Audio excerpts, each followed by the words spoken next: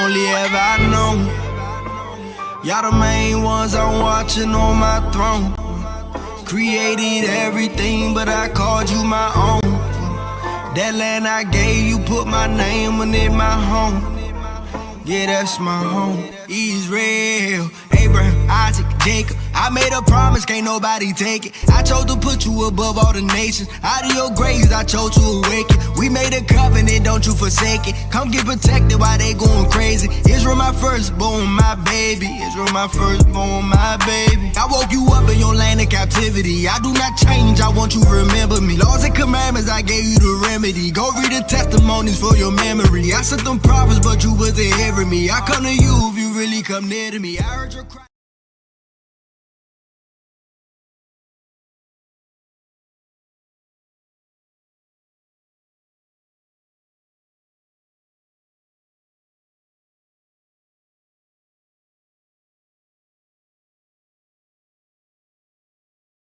Flood. That's why the term is used. She has broken her waters. Because it comes like a flood. Meaning she cannot even stop it. Oh, I'm so embarrassed. Embarrassed about what? You can't stop that. That happens without your will. You don't have a say-so in that. Now, this is why that's so important. Because then it says, go ahead. As if it had issued out of the womb. Out of the womb, see? Then you jump from here to Genesis chapter 1 and 20. And read for me, please. Read. Genesis 1 and 20. And Yahweh said, let the waters bring forth abundantly. See, let the waters bring forth abundantly. The waters now is bringing forth life. Just like all animals, all insects, all birds, all come out of the sea. Every lion, every rhino, every elephant, every giraffe, every zebra, they all walked out of the sea. Now, don't let so-called Esau fool you into thinking that when they came out of the waters 2 by 2. No, they didn't. Floods of lions, floods of antelopes, floods of wildebeests, floods of eagles, floods of sparrows, floods of doves. They came out, and as they came out, they flew into the heavens and began to fill the sky up with life. That's why there's life in the spirit realm, because the sky, the above, is like the heavens. And then there's the earth, flooded the earth with life. And then he spoke and it was done. Every seed form sprouted, and trees and weeds and flowers, and shrubbery all began to spring out of the ground at his commandment. Because when life came out of the earth, then creatures came out of the sea. Now they had already a bed of supply of life, meaning food, to give to them. Now back to this point that everybody thinks that when there's this thought that when you die and you see the Father, you're going to look at him face to face. That's a bunch of hoo-ha. A giant God. You look at it in face to face. What face? This little face? The gigantic face? You'll be petrified by that. Why? Because you then are going to come to judge the earth. So what? You're going to be judged in front of everybody else? Your judgment is in another place. But that's a different story. That's not where we're heading right now. But let's get back. Because now we were dealing with Job. We were dealing with. I know what we were dealing with. See, when I need you now, you don't know. Now I know. You're trying to help somebody. All right. So here we are back in Romans chapter 11, and let's read 11 again. Let's read. Romans chapter 11 and 1. I said then, has God cast away his people? No, he hasn't. He hasn't cast away. So if he hasn't cast away his people, that means we did not turn from him in terms of, or should I say, he did not completely turn from us by completely denying us. You see, what he did was he put us under subjugation for our actions, our sin. We're under sentence. And the sentence we are under from birth to life is that you are going to die in your trespasses and sin unless you know who he is and the laws and statutes and commandments that was given to you. And so, quickly, if you please, run back to Jeremiah chapter 31 and read 35. Quickly for me, please. Quickly. Quick. Yes, sir. Jeremiah 31:35. And thus saith the Lord, which giveth the sun for a light by day. Go on. And the ordinances of the moon and of the stars for a light by night. Go on. Which divideth the sea when the waves thereof roared. The Lord of hosts is his name. The Lord of hosts is his name. Go on. Now remember, his name is not the Lord. That's not a name. It's a title. But you got to remember that when they wrote these scriptures, they took his name out of it. His name was in this. In the original transcript, his name was in it. Now, there are people who will argue with you and say, no. Yes.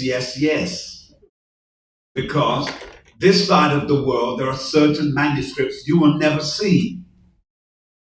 The other side of the world, there are certain museums that still have some manuscripts in there that when you read it, you actually see the Hebrew version or lettering of his name there instead of the word Lord.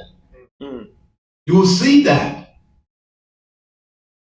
Now, and the reason why I can say, because I've seen it with my own two eyes, and when I saw it, I was a much younger man. So has anything changed? No, that's still there because it's there as a witness. It's in many of the museums, a number of museums, especially in France, especially in Germany. They have the books that are there. Because remember, it was the Gutenberg press that did a lot of the printing of a number of books back in that time. People say it was happening in London. No, it wasn't happening in London. It wasn't. They were backward people. The reasons why it happened more on the continent of Europe was because the Moors had introduced themselves and had changed everything. The Moors taught people how to read and write in places like what you call Spain today, and places like France today, and places like Holland and Germany and so on. The Moors was in all of those places, and their press machines was created by them because they were pressing out parchments long before what was going on in Europe. That's why sometimes when I hear people say some things and they're teaching from their frame of reference, I don't get all worked up about it because you can only teach what you know. I teach it this way because I know that when I'm back there, I know it. And so here, when we see the word Lord, in the original word was his name that was there. But they took it out. The white man took it out. Oh, Pastor, he said the white man. Yes. Yes, because after we lost our power, which is the Moors, after they lost their power, or it was taken from them, the whites came in and changed everything, and they color-coded everything. That they now have their image on everything. And so when you read here now, let's go back if you please, sir, and read the latter clause of 35. This is Jeremiah 31, the latter clause of 35. Read. Which divide the sea when the waves thereof roar. The Lord of hosts is his name. The Lord of hosts. And again, let's repeat and let's be clear. The word Lord is not a name. It's a title. And that's why you'll find that in certain parts of the Bible, you have a capital Lord, which means the Father, Abba. and a capital L, lowercase o, lowercase r, lowercase d, which refers usually back to his son. That's what you'll find.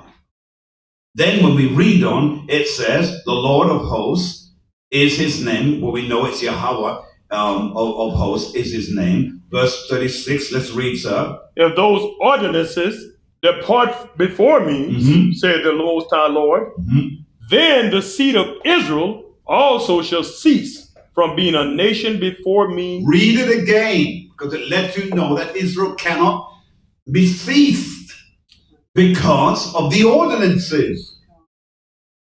He wrote them for one set of people. What's the point in having the ordinances if the people are not here?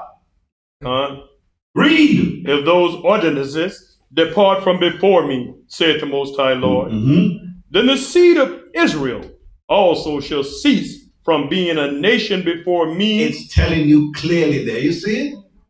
So the book was written for you. It was written for you. Wasn't written for others. That's why it says, if it ceased, if this book ceased to be what it is meant for, then what's the point in having Israel? What's the point? Yes, sir. Grace and peace. Grace and peace, Doctor. So no matter how enamored, how infatuated you are with the Most High, how much you want to love him, how much you want to serve him, even if you try to convert to quote unquote Judaism or convert and follow our laws, statutes, and commandments, there's no way you can be in the promise because it's only promised to the bloodline. Yes, it's look, you could be the kindest, most generous individual that we've ever come across. You could even give your life. Doesn't change your outcome. Guess what he said in Obadiah? Not one of you is going to be left. So even though you're showing all that kindness, the only thing that the Most High would possibly do, as he's already done, in case anyone's missed it, who do you think the richest people are on earth right now? Who's the most powerful people? That they say go, you go. They say come, you come. They say sit, you sit.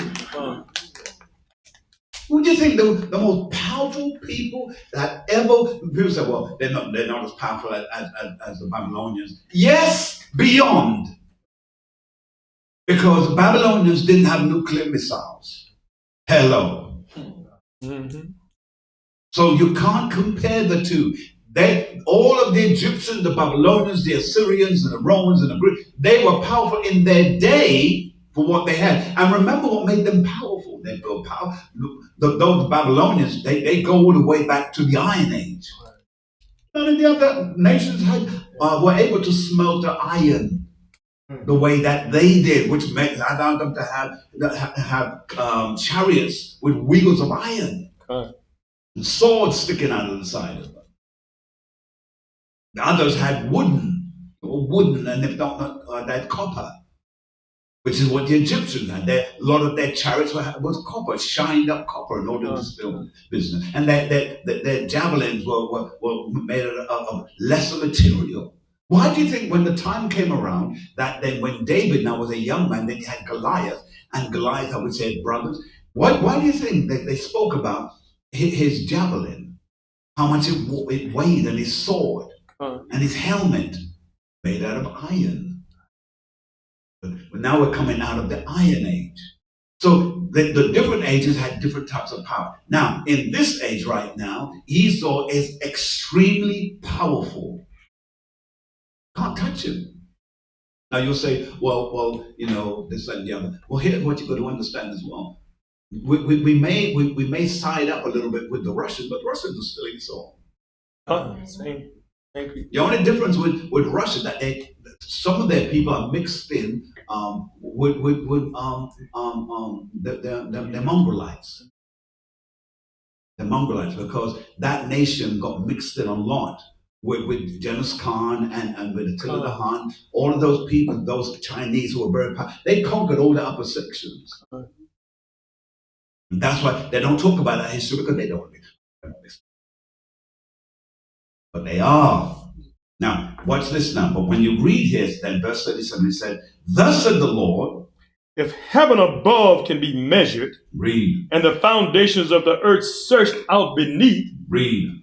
I will also cast off all the seed of Israel for all that they have done, saith the Lord. See? So it's telling you there. It's giving you facts. What the Most High would do under certain circumstances. Is this making sense to some of you? Yeah, you need me to break it down in bite-sized chunks any further? Talk to me. Don't look at me now. You can look at me. I don't know what look means.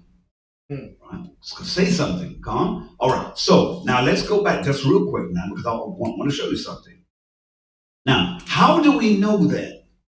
How do we know that? Because remember what it says that they're talking about. Let's jump to 11. But back to Romans. Yes, back sir. to 11. Let's read 11. Romans 11.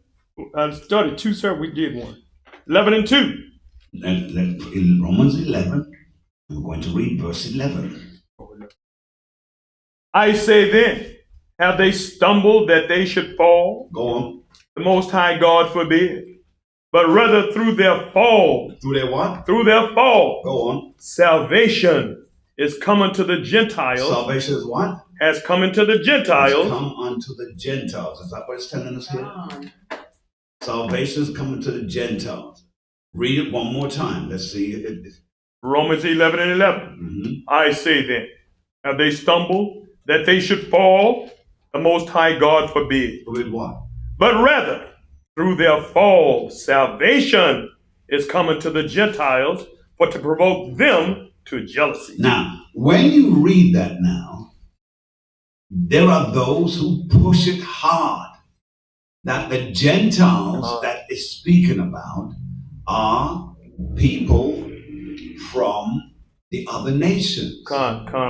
They push that hard.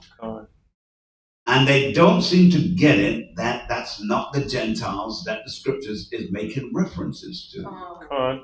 Read the next verse, 12. Verse 12. Now if the fall of them be the riches of the world. The what? The fall of them be the riches of the world. Read on. And the diminishing of them, the riches of the Gentiles. Go on. How much more their fullness? How much more what? Their fullness. Their fullness. Go to Isaiah chapter 8 for me, please. Isaiah chapter 8. I want to read verse 14. Yes, sir. Quickly as you can. Isaiah 8 and 14. And he shall be for a sanctuary, but for a stone of stumbling. A stone of what? Stumbling. Stumbling, go on. And for a rock of offense. Read. So it tells us two things. He's going to cause people to stumble. And he's going to cause his word to be an offense to many. Now, this is why you have to study, because this now throws you out. Because this is why many people stumble, especially in the early days. They stumble because and part of the reason was because they didn't understand it clearly enough. You had your own view of it. Your own view doesn't matter. What does the book say? That's right. Right? So that's how people stumble. And then here's the other thing. Whilst you get those who stumble, you get those who are offended.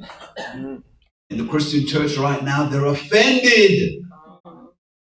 You telling me that I've been serving God for 40 years and you tell me I'm not going to make it into the kingdom? No, I'm not telling you that. This book, called the Bible, it's telling you that. Because this book is telling them clearly that all of your foolishness is not going to make it.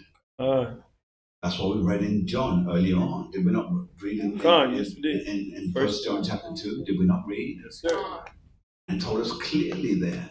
You say you know him, and yet you don't keep his commandments. If you know him, then surely you keep his commandments. Surely, I know you love shrimp. I know you love lobster. I know you do. I know you love it. What's that thing? Other thing? Not cat. Yeah, catfish. Catfish. I was going to say crawfish. That's what I was looking for. But catfish, they love a catfish now. I saw one of those monsters. I said to myself, I'm not eating that thing. No. Brother man didn't even use a fishing rod. He put something in his hand. He put his hand into the muddy waters, and then his hand was. I thought that he was going to be bitten off. He held up to the inside of the thing and he pulled it out, and it was a giant catfish. Yeah, it did. Catfish? Oh yeah, that's what they did. And so what we see now, you don't eat that if you keep his laws, statutes, and commandments. That makes sense to you? All right. And so here it says a stumbling, go on. A stumbling and for a rock of offense. Rock of offense, go on. To both the houses of Israel, for a gin and for a snare to the inhabitants of Jerusalem. See? And it's speaking to the inhabitants of Jerusalem. Got that? Making sense, everyone? Yes, sir. All right. Now, with that, let's, because of time, how are we doing? Okay, times are running. Okay, so let's drop that quickly. Go back still to chapter 11, and we're going to read verse 7. Yes, sir. Romans 11 and 7. Go on. What then? Israel has not obtained that which he seeketh for. Go on. For the election. For what? The election. Go on. Has obtained it. And the rest. Stop. Go back and read it again. Romans 11 and 7. Because sometimes we read it and everybody misses it. Read. What then? Israel has not obtained that which he seeketh for. Read. But the election. Go on. Has obtained it. Go on. And the rest were blinded. Were blinded. Make sense, everyone, so far? Read on. According as it is written. Listen. Yahweh has given them the spirit of slumber. Read. Eyes that they should not see. Go on. And ears that they should not hear until this day. Until this day. Which goes back to Isaiah, book of Isaiah. Everybody got that? Now, let's go a step further. Yes, sir. Yeah, can't go there. Can't go there. And the reason why I can't go there because I want to. I don't know who brought the question up, but whoever brought the question up. Oh yes, you do so. I want to give you something to as a follow through because one of the challenges we have is explaining this now. Because remember, we read Gentiles, we read about about the stumbling and so forth and so forth. And now, here's what I want you to do for me quickly. Run, if you please, to yes, let's go here. Let's go here. Let's go to the Apocrypha. Sir. I said about having the books out there. No, I had the next one. What the last them having the books out. What you got to get used to. That's why I know you didn't spend long in the army. Because if you did, you wouldn't be so quick to give an excuse. They don't let you do it over there. All right, so here we go.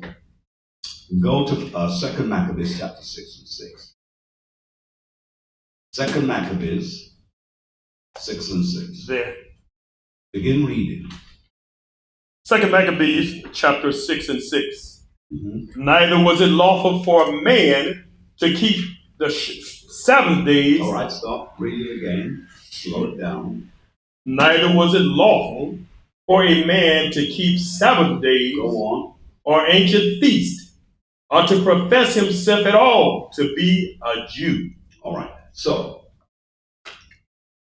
what do you see there? And as I guess, it flew over everybody's head. What's right there in black and white flew over everybody's head. Yes, sir.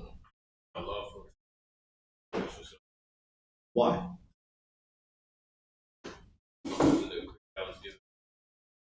Say that again. Because of a decree that was given by the. All right, so explain it. So if it was not lawful, think about it. If it was not lawful for you to read what it says, sir. Yes, sir.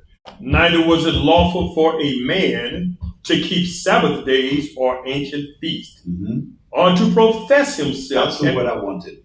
Profess himself at all to be a Jew. To be a Jew. So what is it saying? It's good that you caught it, but what is it saying? You have to become. No, that's not what they do, though. You have to become a Greek. You have to assimilate to their in their way of doing things, their idolatrous practice. So what is it saying? Make it plain, though. You can't be a Jew or you're not. I'll come back to you. I saw your hand up.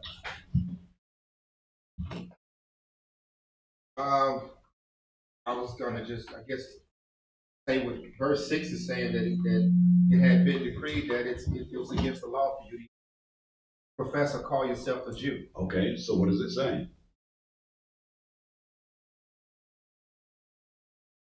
All right.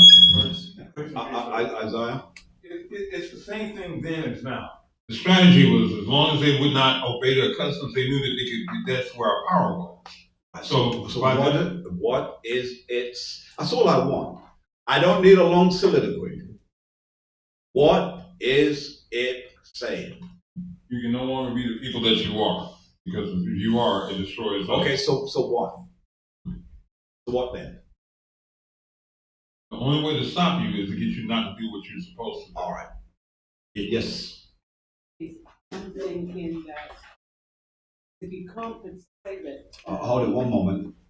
Go ahead. If it's not lawful and you say it, that means that you're saying you know who you are.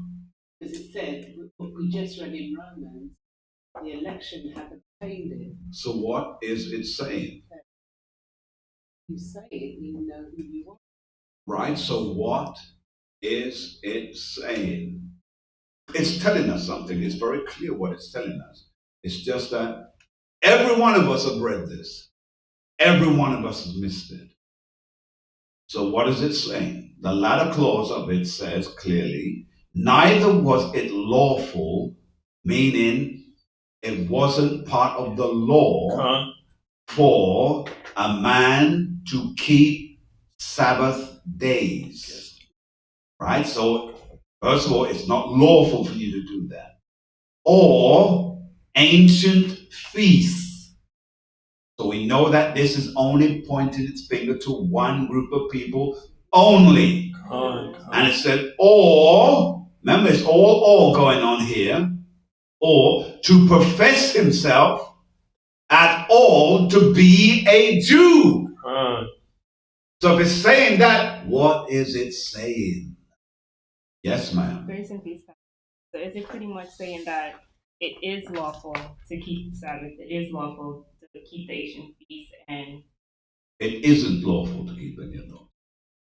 No. What I'm saying is, like, it's a part of, for those that are, like, if you're explaining this to someone that's outside of the truth, like, that's a part of the law. So for someone, the reason why they're doing it is because it is a part of the law, and they're saying it's not because, they want to keep us asleep. I don't know if that makes sense. So let me see if this is what you're saying. Okay.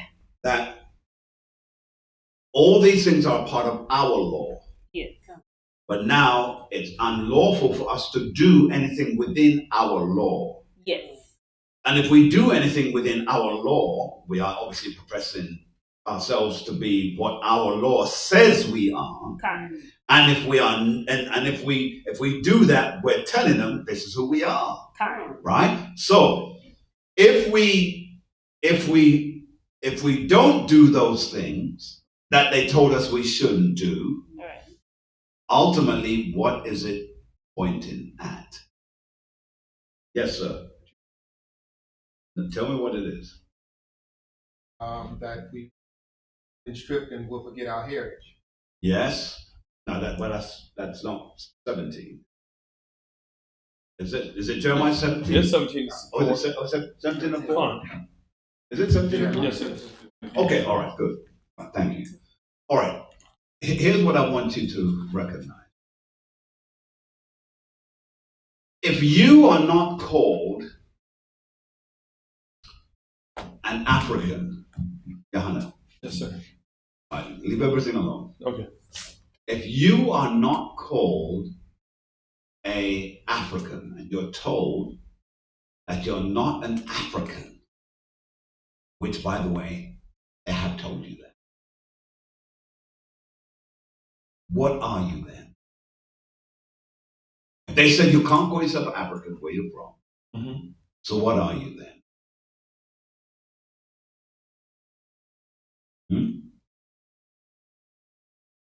If you can't call yourself an African, what are you then? I'm an Israelite. Oh. Yes, back to you, Doctor. You're what? American. Oh, you told me now. No, don't you even open up your mouth. You leave that brother, let the thunder rise on him. You see all these thunder stealers here? Now, watch this. As I said to him, he heard clearly what I said to you, which was, if you're told that you can't be an African, the only thing left for you to be is what? Say it again, Doctor. An American. That's why you are called African American, because the truth is they don't really want you to be called American.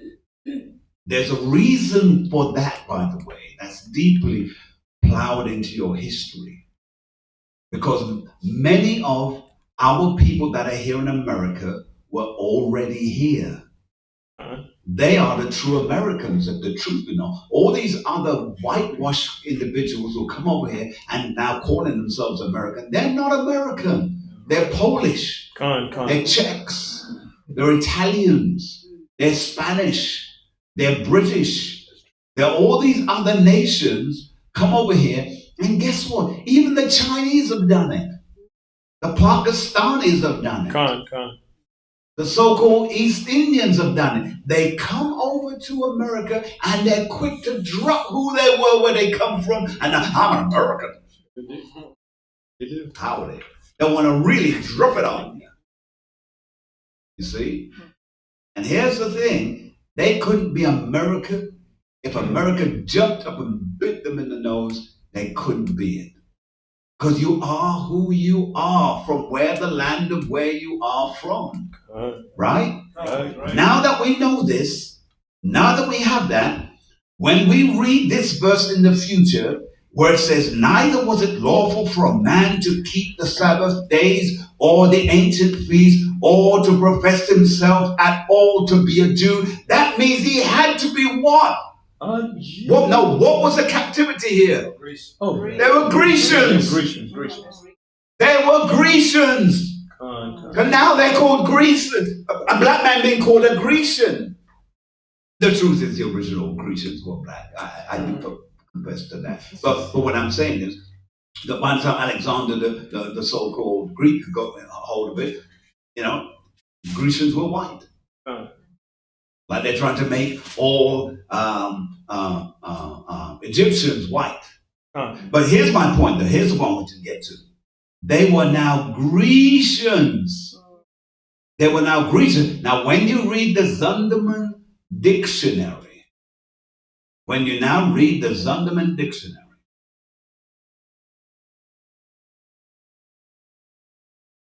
right? Find the word Grecian.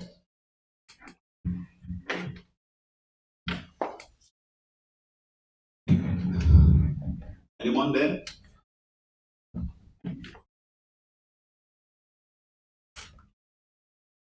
And if you got, all right, page 207. 207. You got it? Right, you go ahead. Go ahead and read it, man, since brother mine's slow back here. Go ahead. Greece, Grecia, Grecians.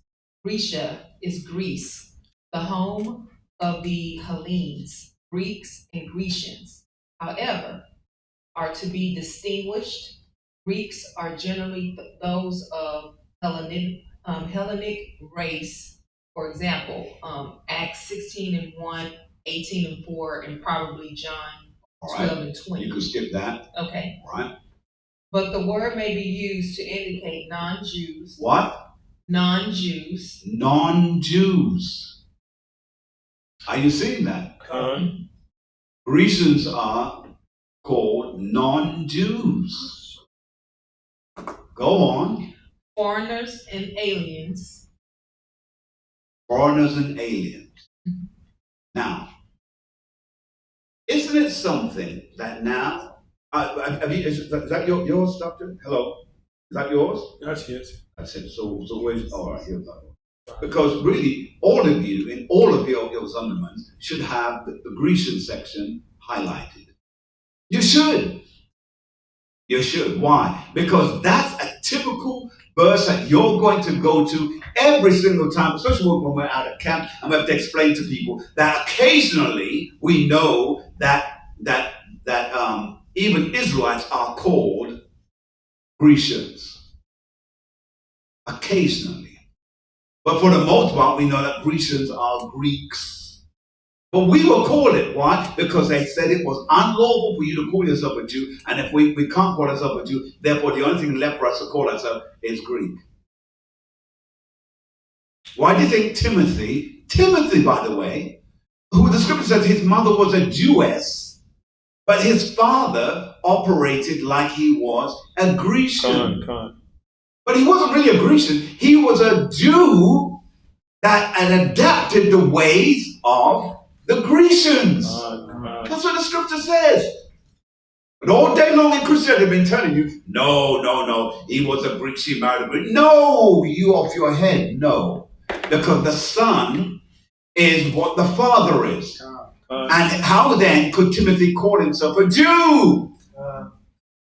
Because of his mother, even though she was a Jewess, but his father, because you are what your father is. That's right. Does that make sense to everyone so far? It does. And that's why when you read this book, I hope in the future you're going to read it with a whole different eye. Now at this point, they can't be called a Jew. So what are they called? They're called Grecians at this point. Now, Hezekiah, I'm sorry, Ananias, I want you to find Gentile. Find that real quick. And you need to highlight Gentile as well in your dictionary. You need to highlight that as well. Quickly, sir. I want you to read it. But now we're going to read what a Gentile is. Well, whoever has it first, fine. I literally have 2 minutes. Go ahead and read. Gentiles, nation, people. Usually it means a non-Israelite people. Oh! Usually it means Right. a non-Israelite, what, doctor? People. Finish it. Then it gives the scriptures. And In the scriptures, all right. So see, now look what you've seen. You've seen Gentile, and you've also seen the Grecians. And then if we're to put this book away and go back, if you please, to where we were in Romans. Romans 11 and 1. No, Romans 11 and 13. Or 13. Read. For I speak to you Gentiles, inasmuch as I am the apostle of the Gentiles. Go on. Now, when it says the apostle of Gentiles, meaning I am the apostle sent to those who are Israelites who act and live like Gentiles. That's what it is saying. Is that making sense, everyone? Okay. So now read on. Now read. I am the apostle of the Gentiles. I magnify mine office. Go on. If by any means I may provoke to emulation. Emulation. Go on. Them which are my flesh. Them which are what? My flesh. Why would he say my flesh? If they're Gentiles. It was his people living like Gentiles. His people. Read on. And might save some of them. See, say, because he knows that not all. See, some of us who are American, I don't mean an Israelite. I like being an American. I know some Jamaicans who say, "Oh, I'm no Israelite. I'm Jamaican man." No, you're not. No, you're not. Because what happens is we allow ourselves to buy into what they have told. Look, listen, there are some people, by the way, who are called Dominicans. And they say, "No, I'm Dominican." Do you know what the word Dominican means? It means you're a dog. So you say, I'm a Dominican, so you're a dog then, okay. And Jamaicans, what does Jamaica mean? In fact, it wasn't, remember, there was no J. It was an X. It was Yarak Mekan. Or when we tell Jamaicans, I said, "Well, I don't know what you're talking about." Yeah, of course you don't. But what they did was they changed it from an X, and now there's a J. Jam, Mak, Khan, Jamaican. Changes the whole complexity of things, doesn't it? It's like those who are Trinidadian. It simply means that they're Trinitarians. A lot of the languages there's only one island out there that has a Hebrew name and has kept that from the beginning, and the name is Cuba, what you call Cuba today. That word is Hebrew. And so I've only got no, I'm finished. My time is finished. My time is finished. I am an American. No, just there's a word that we would say for someone like that. Quickly go to Matthew chapter 4. Let's just finish the scripture. Matthew chapter 4, 15. Matthew chapter 4, 15. The land of Zebulun and the land of Naphtali, by the way of the sea beyond Jordan. Beyond what? Jordan. Beyond Jordan, go on. Galilee of the Gentiles. See that? Telling you right there. Galilee of the Gentiles.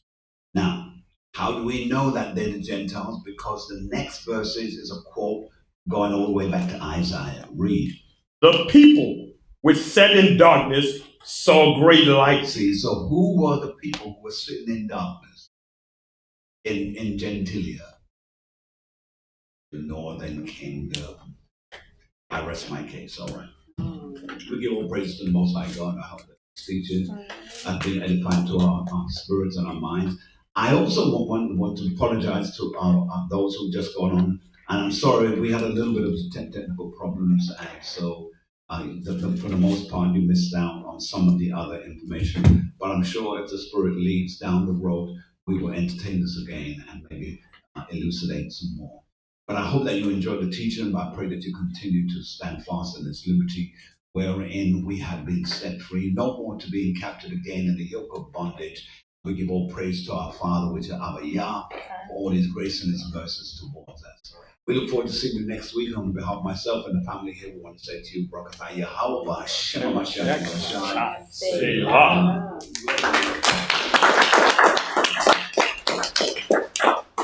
Right. So